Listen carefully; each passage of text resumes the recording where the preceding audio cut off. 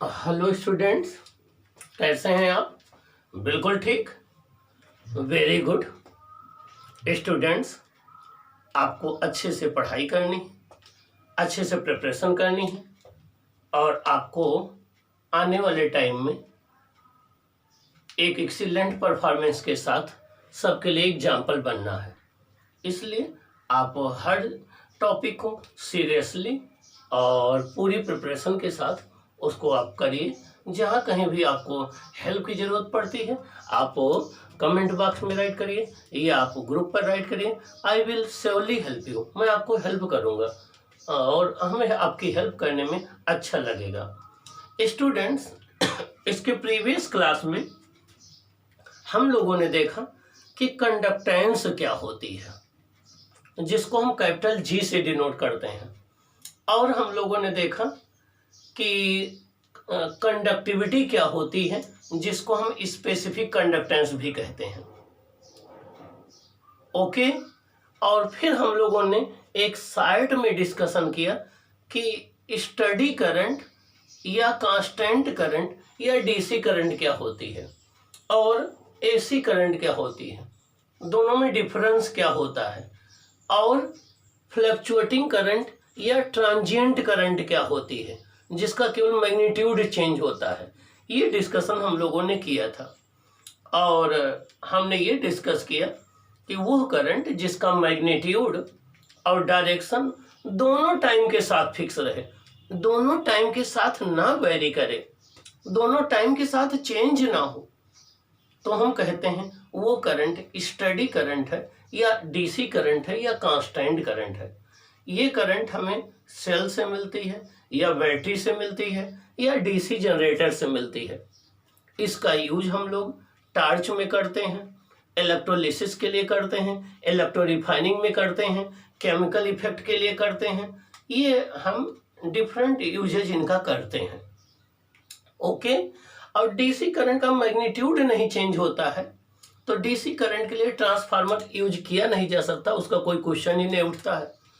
DC current जब change नहीं होती तो उसकी फ्रीक्वेंसी भी नहीं होगी, फ्रीक्वेंसी उसकी जीरो होती है, तो डीसी करंट की फ्रीक्वेंसी जीरो होती है। डीसी करंट के साथ ट्रांसफार्मर का यूज नहीं किया जाता। डीसी करंट जो है वो सेल या बैटरी से मिलती है। डीसी करंट का मैग्नीट्यूड सेम होता है, वो हमेशा सिंगल डायरेक्शन में फ्लो करती है।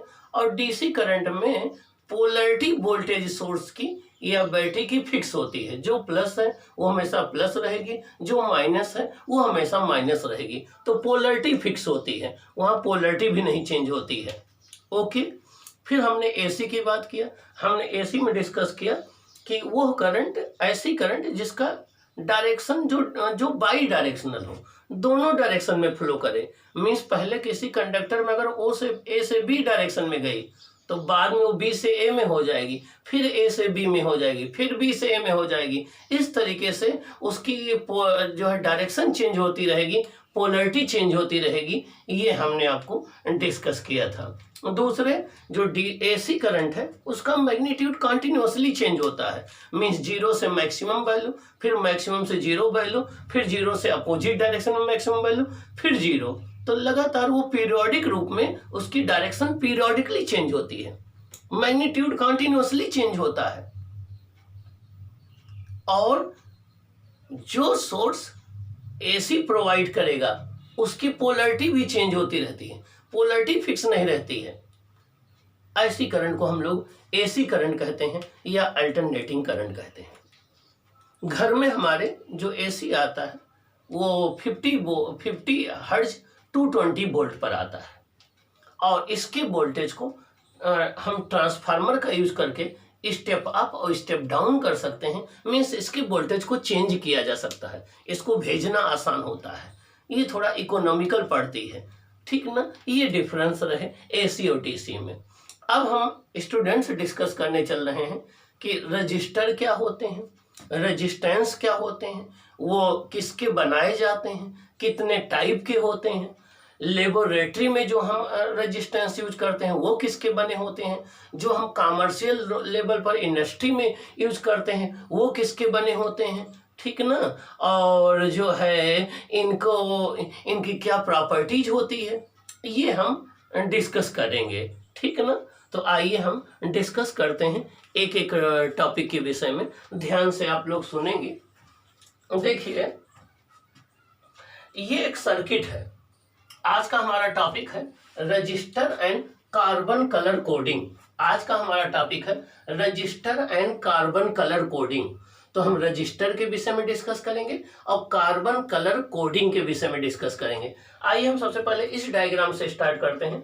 देखिए, ये एक सर्किट बना हुआ है। ये एक सर्किट बना हुआ है। यहाँ पर ये रजिस्टर लगा हुआ है, ये कैपेसिटर या कंडेंसर लगा हुआ है, और आगे भी हम बताएंगे ये कॉइल है। ये कॉइल है जिसको हम इंडक्टर कहते हैं, जो कि आपके ट्यूबलाइट में चोक लगा होता है, उसको कॉइल इंडक्टर कहते हैं। ये एक इंडक्टर है जिसको हम कॉइल के फॉर्म में होता है। ये एक इंडक्टर है, ये एक बैटरी है, और ये कनेक्टिंग वायर हैं जो बीच में लगे हुए हैं, ये कनेक्टिंग वायर हैं। तो ये क्या है? एक इलेक्ट्रिक सर्किट है या इलेक्ट्रॉनिक सर्किट है। अब ये इलेक्ट्रॉनिक सर्किट क्या होता है, इसको कैसे हम डिफाइन करें? तो इलेक्ट्रॉनिक सर्किट को हम ऐसे डिफाइन कर सकते हैं कि ये करंट के चलने का एक पाथ होता है। क्या होता है? ये करंट के चलने का एक पाथ होता है। लेकिन कैसा पाथ होना चाहिए? क्लोज्ड पाथ होना चाहिए। कैसा होना चाहिए? कंडक्टिंग पाथ होना चाहिए। आप यहाँ प्लास्टिक लाके लगा दोगे तब तो नहीं फ्लो करेगी, रबर का वायर लाके लगा दोगे तब तो नहीं फ्लो करेगी। इसका मतलब एक क्लोज्ड पाथ होना चाहिए, कंडक्टिंग पाथ होना चाहिए, जिसमें करंट फ्लो करे, तो उसे हम क्या कहेंगे? इलेक्ट्रॉनिक सर्किट या इलेक्ट्रिकल सर्किट कहेंगे। तो इसको डिफाइन कैसे करेंगे? A closed conducting path of current is called electronic circuit. A closed conducting path of current is called electronic circuit or electrical circuit. Means एक closed conducting path जिसमें से current flow कर सके, उसे हम क्या कहते हैं? इलेक्ट्रॉनिक सर्किट या इलेक्ट्रिकल सर्किट। तो चाहे आप इलेक्ट्रिकल सर्किट बोलिए या इलेक्ट्रॉनिक सर्किट बोलिए या सिंपल सर्किट बोलिए, एक ही बात है।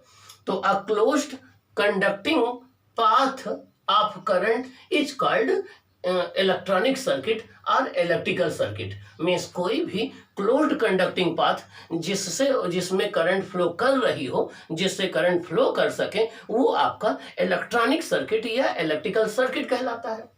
अब आइए देखते हैं कि ये इलेक्ट्रॉनिक सर्किट कितने पार्ट से मिलकर बना हुआ है, कितने कंपोनेंट से मिलकर बना हुआ है, इसके कितने पैरामीटर्स हैं। देखो, यहाँ पर एक रजिस्टर लगा है, यहाँ पर एक कैपेसिटर लगा है, यहाँ पर एक इंडक्टर लगा है, यहाँ पर बैटरी लगी है, ये कनेक्टिंग वायर है।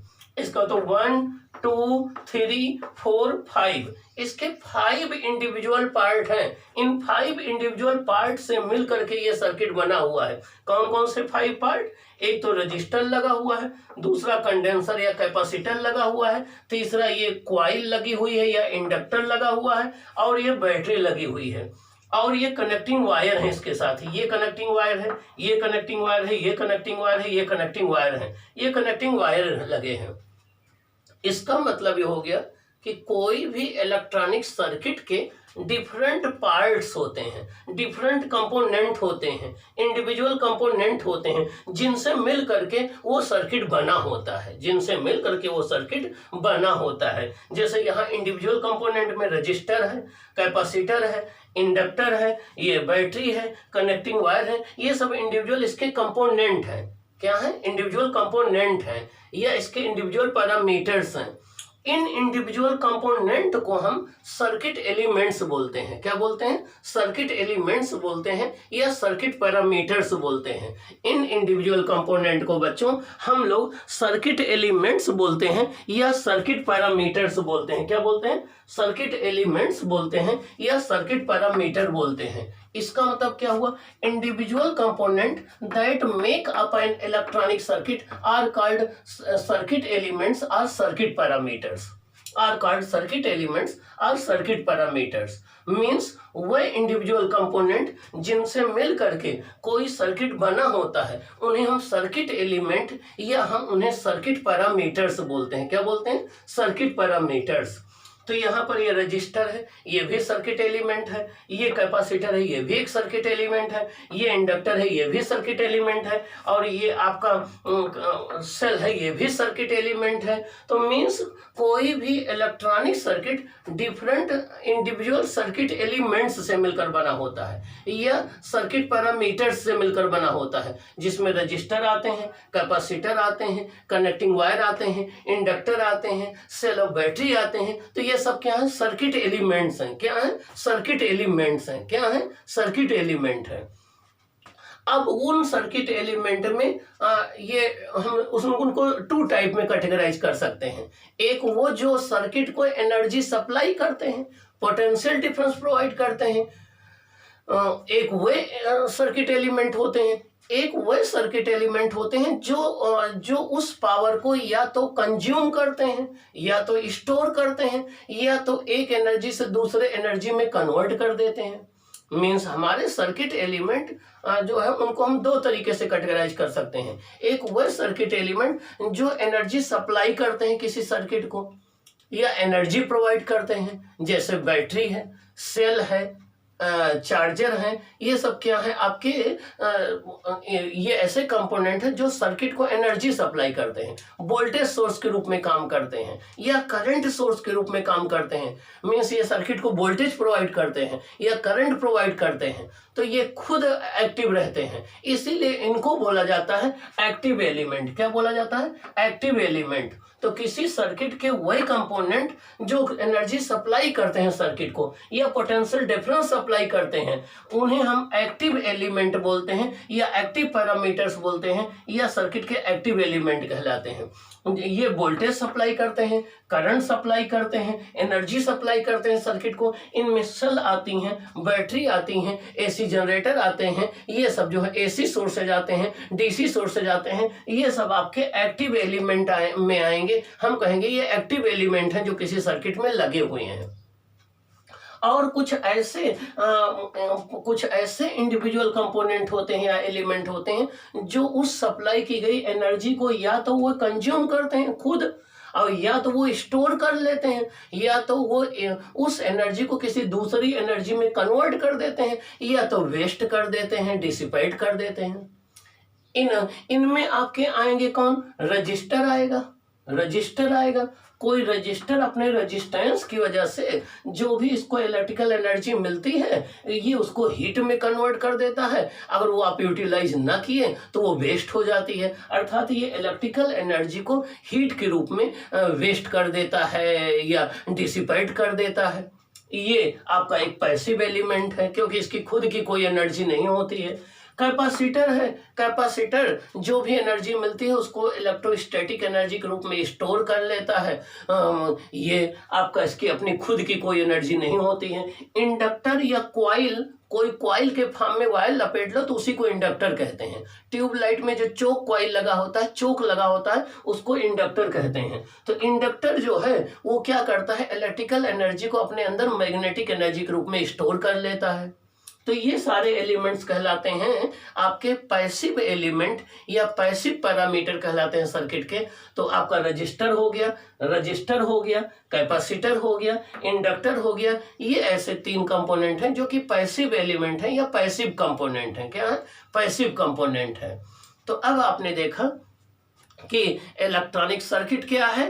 A closed conducting path through which the current flow is called electronic circuit। फिर अगली बात मैंने बताया कि इंडिविजुअल कंपोनेंट जिनसे मिल करके कोई इलेक्ट्रॉनिक सर्किट बना होता है उन्हें हम सर्किट एलिमेंट या सर्किट पैरामीटर्स कहते हैं। एग्जाम्पल, रजिस्टर हो गया, कैपेसिटर हो गया, इंडक्टर हो गया, सेल हो गया, बैटरी हो गया, की हो गया, कनेक्टिंग वायर हो गए। ये सब आपके जो है वो सर्किट पैरामीटर्स या सर्किट एलिमेंट कहलाते हैं। फिर हमने आपको बताया कि ये सर्किट एलिमेंट्स दो तरीके के होते हैं। एक वो जो एनर्जी सप्लाई करें सर्किट को, उनको हम एक्टिव एलिमेंट कहते हैं, जिनमें सेल है, बैटरी है, आपका जनरेटर है, ये सब आते हैं। दूसरा हमने आपको बताया कि पैसिव एलिमेंट, पैसिव एलिमेंट वो एलिमेंट होते हैं, वो कंपोनेंट होते हैं जो कि एनर्जी को कंज्यूम करते हैं या एनर्जी को स्टोर करते हैं या वन एनर्जी को दूसरे एनर्जी में कन्वर्ट कर देते हैं, उन्हें हम पैसिव एलिमेंट कहते हैं। इनमें आपके रजिस्टर आते हैं, कैपेसिटर आते हैं और आपके इंडक्टर आ जाते हैं। कैपेसिटर जो आप स्टडी कर चुके हो, जिसको कंडेंसर कहते हैं, और कोई एक वायर को लेकर उसको कॉइल के फॉर्म में लपेट लो तो वो इंडक्टर कहलाता है, जो कि ट्यूबलाइट में चोक के रूप में लगा होता है, इसको इंडक्टर कहते हैं। अब हम देख लें इधर कोई भी अब कोई भी सर्किट होगा तो उसमें या तो पैसिव एलिमेंट होंगे या एक्टिव एलिमेंट होंगे। जैसे पहला हमारा रजिस्टर है। क्या है? रजिस्टर है।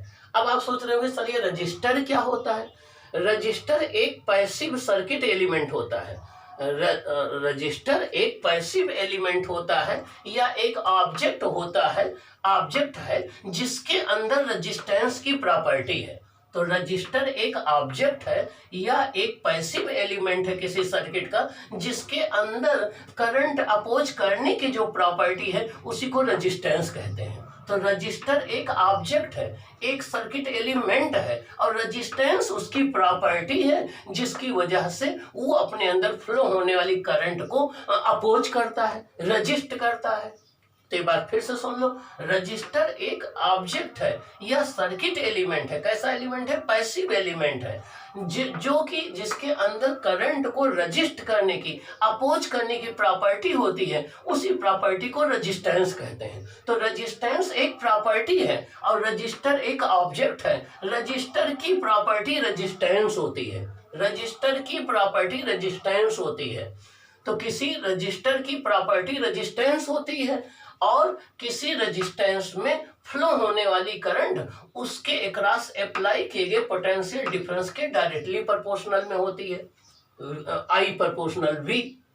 अब दूसरा, जिस प्रकार से रजिस्टर होता है, रेजिस्टेंस उसकी प्रॉपर्टी है, रेजिस्टेंस एक सर्किट एलिमेंट है और ये एक पैसिव एलिमेंट है। वैसे कैपेसिटर होता है, कैपेसिटर एक ऑब्जेक्ट है या डिवाइस है या सर्किट एलिमेंट है, डिवाइस ना कहिए, सर्किट एलिमेंट है, ये एक सर्किट एलिमेंट है। तो कैपेसिटर एक सर्किट एलिमेंट है जिसकी कैपेसिटेंस उसकी प्रॉपर्टी है, कैपेसिटेंस उसकी प्रॉपर्टी है। तो कैपेसिटर का कैपेसिटेंस होता है, रजिस्टर का रेजिस्टेंस होता है। तो ये कैपेसिटेंस इसकी प्रॉपर्टी है कि ये कितनी इलेक्ट्रोस्टैटिक एनर्जी या कितना चार्ज ये स्टोर कर सकता है या होल्ड कर सकता है, वो उसी प्रॉपर्टी को हम कैपेसिटेंस कहते हैं। तो कैपेसिटेंस एक प्रॉपर्टी है, कैपेसिटर एक ऑब्जेक्ट या सर्किट एलिमेंट है और इसको कंडेंसर भी कहते हैं। तो कैपेसिटेंस का सिंबल C होता है, रेजिस्टेंस का सिंबल R होता है, इसको जिगजैग पाथ से हम डिनोट करते हैं। अब तीसरा इंडक्टर होता है। अभी हमने बताया कि कोई एक वायर ले लो, उसके कॉइल के फॉर्म में लपेट लो, तो उस केस में वो वायर इंडक्टर कहलाता है। ये इंडक्टर है, चोक कॉइल इंडक्टर का एग्जांपल है जो कि आपके ट्यूबलाइट में लगे होती हैं। तो इंडक्टर का इंडक्टेंस होता है, अभी आगे हम बताएंगे आपको इंडक्टेंस क्या है। इंडक्टर का इंडक्टेंस होता है, ये प्रॉपर्टी है इसकी। और इंडक्टर एक ऑब्जेक्ट है या एक आप इसे कह सकते हो कि एक सर्किट एलिमेंट है। तो इंडक्टर हो गए, कैपेसिटर हो गए, रजिस्टर हो गए, ये तीनों सर्किट एलिमेंट है। रेजिस्टेंस है, कैपेसिटेंस है, इंडक्टेंस है, ये इनकी प्रॉपर्टी है। रेजिस्टेंस है करंट अपोज करने की प्रॉपर्टी, और आपका जो है कैपेसिटेंस जो है ये चार्ज या इलेक्ट्रोस्टैटिक एनर्जी को स्टोर करने की प्रॉपर्टी है। इंडक्टेंस जो है वो आपकी इंडक्टेंस की प्रॉपर्टी है। अभी आगे हम इसको एक्सप्लेन करेंगे। तो ये रहा सर्किट एलिमेंट क्या है, रजिस्टर क्या है। अब रजिस्टर को हम डिफाइन कैसे करेंगे। A resistor is a passive element. कैसा एलिमेंट है? पैसिव एलिमेंट है, क्योंकि ये एनर्जी को कंज्यूम करता है, ये लोड बन जाता है, ये एनर्जी को, इलेक्ट्रिकल एनर्जी को हीट के रूप में वेस्ट करता है, इलेक्ट्रिकल एनर्जी को हीट एनर्जी में कन्वर्ट कर देता है। तो a resistor is a passive element. Resistor एक पैसिव एलिमेंट होता है सर्किट का, that have a specified value of resistance या fixed value of resistance. Means resistor एक पैसिव एलिमेंट होता है जिसकी एक फिक्स्ड वैल्यू ऑफ रेजिस्टेंस होती है या जिसकी एक रेजिस्टेंस की फिक्स्ड वैल्यू होती है। अब क्वेश्चन यह उठता है कि how registers are made, register कैसे बनाए जाते हैं। Can register be made from metals, क्या हम रजिस्टर को मेटल से बना सकते हैं। अब क्वेश्चन ये उठता है कि रजिस्टर कैसे बनाए जाते हैं, क्या रजिस्टर को हम मेटल से बना सकते हैं या नहीं, और रजिस्टर अगर मेटल से नहीं बना सकते तो किसके बनाए जाते हैं, कितने टाइप के रजिस्टर होते हैं, उनका यूज क्या है, ठीक ना। ये कई क्वेश्चन हमारे माइंड में हैं, उनका आंसर अब हम बताने चल रहा हूं कि रजिस्टर क्या है, रजिस्टर बनाए किससे जाते हैं, रजिस्टर कितने टाइप के होते हैं, अब हम ये डिस्कस करने चल रहे हैं। हाँ, एक बात बता दूं, रजिस्टर के अंदर प्रॉपर्टी है रजिस्टेंस। रजिस्टेंस का मतलब होता है रजिस्ट करना, रजिस्ट करना मतलब अपोज करना। किसका अपोज करना, करंट के फ्लो का अपोज करना। तो करंट के फ्लो को ये अपोज करता है। और इसका क्या फंक्शन है, क्यों यूज किया जाता है, ये हर एक सर्किट में लगा होता है। रजिस्टर हर एक सर्किट का एक इंपॉर्टेंट कंपोनेंट है। चाहे आप रेडियो में देखोगे तो आपको रजिस्टर मिलेगा, टेलीविजन में देखोगे तो रजिस्टर मिलेगा, फोन में देखोगे तो रजिस्टर मिलेगा, लगभग हर एक इलेक्ट्रॉनिक सर्किट में रजिस्टर आपको जरूर कनेक्ट मिलेगा। तो रजिस्टर रेडियो से लेकर के टेलीविजन तक जितने भी इलेक्ट्रॉनिक सर्किट है सबका एक एसेंशियल कंपोनेंट है, सब में कनेक्ट किया जाता है, चाहे वो हाई वैल्यू का हो और चाहे लो वैल्यू का हो। और रजिस्टर का काम ये होता है कि पोटेंशियल को कांस्टेंट रखते हुए करंट को कंट्रोल करना, करंट को कम ज्यादा करना। करंट को इंक्रीज करना हो तो रेजिस्टेंस डिक्रीज कर दीजिए, करंट को डिक्रीज करना हो रेजिस्टेंस को इंक्रीज कर दीजिए। तो सेम पोटेंशियल मेंटेन रखते हुए करंट को कम ज्यादा करने के लिए, करंट को कंट्रोल करने के लिए जो है वो रजिस्टर का यूज किया जाता है। बस प्रॉब्लम यही है कि रजिस्टर करंट को कंट्रोल तो कर देता है, कम ज्यादा तो कर देता है, लेकिन जो भी इलेक्ट्रिकल एनर्जी रजिस्टर में फ्लो होती है वो आपकी हीट के रूप में वेस्ट हो जाती है। तो उसका हम यूटिलाइजेशन नहीं कर पाते हैं अगर हम उसको रिक्वायरमेंट नहीं है तो। और ये बाकी करंट को कंट्रोल करता है या करंट को जो है कंट्रोल कर सकता है सेम पोटेंशियल पर। अब हम बात करने जा रहे हैं रजिस्टर कितने टाइप के होते हैं, कैसे बनाए जाते हैं, उसका डिस्कशन।